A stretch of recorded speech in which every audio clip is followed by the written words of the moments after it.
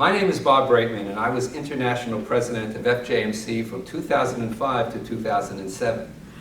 I'd like to tell you today about two speeches that I gave as your president, where they missed the mark, and how, in each one, there was a lesson for us as leaders of our great organization today.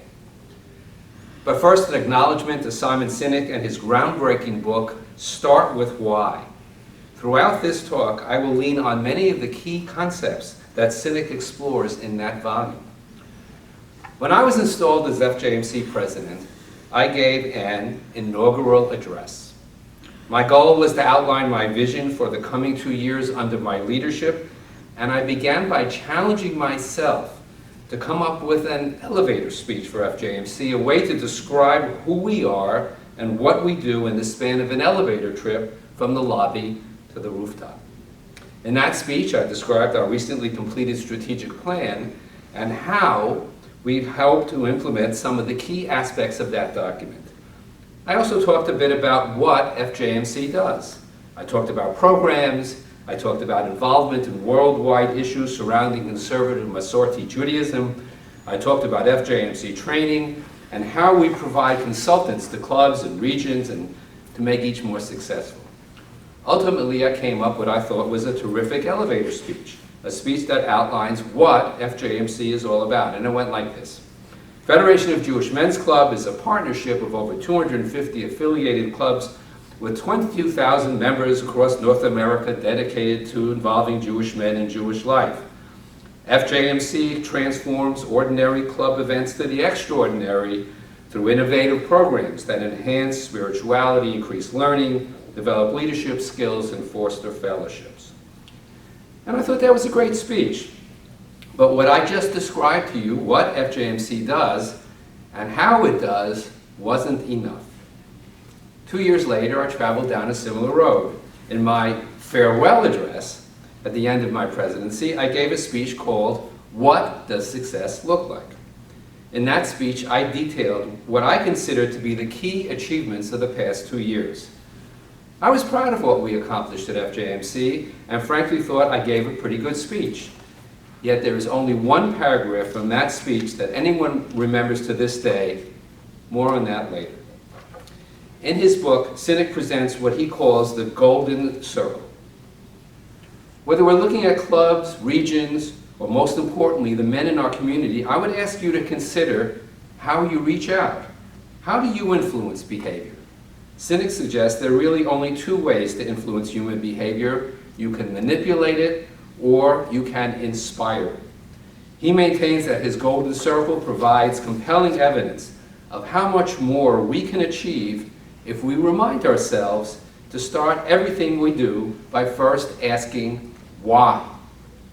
Now I can tell you that each of your clubs and regions knows what they do.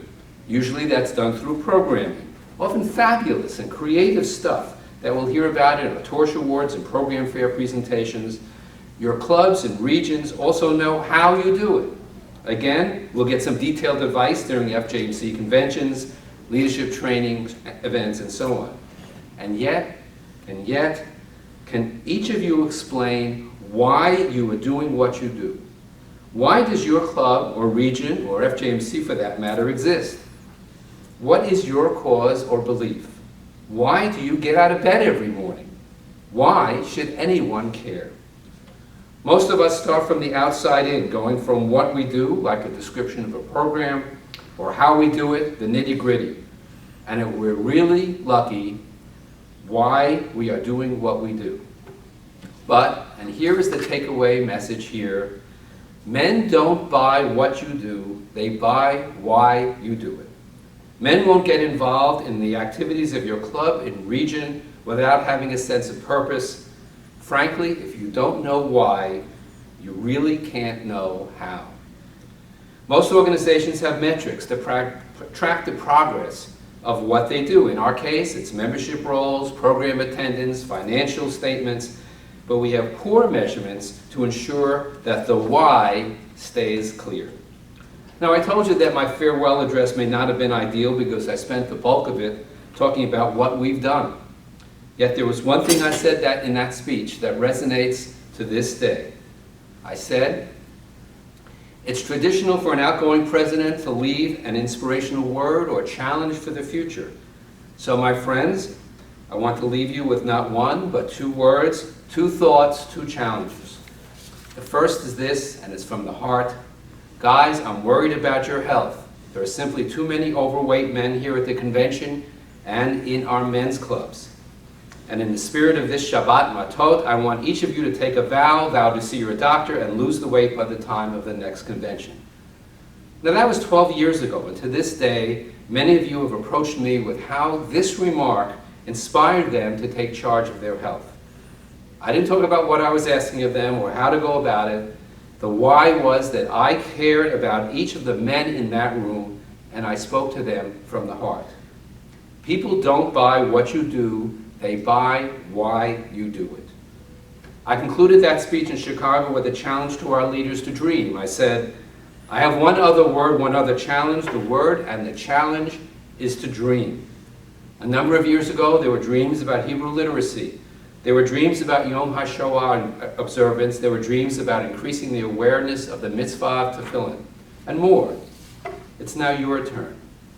Dream about how your men's club, your region, and indeed how the FJMC can reach the next level.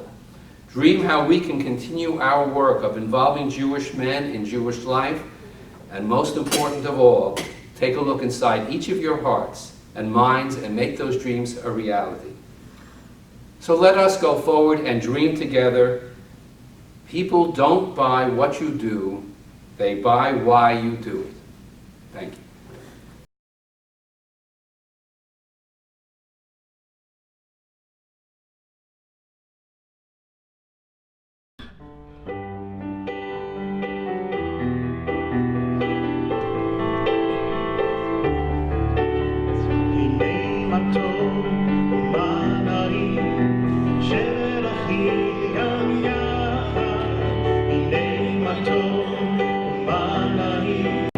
Share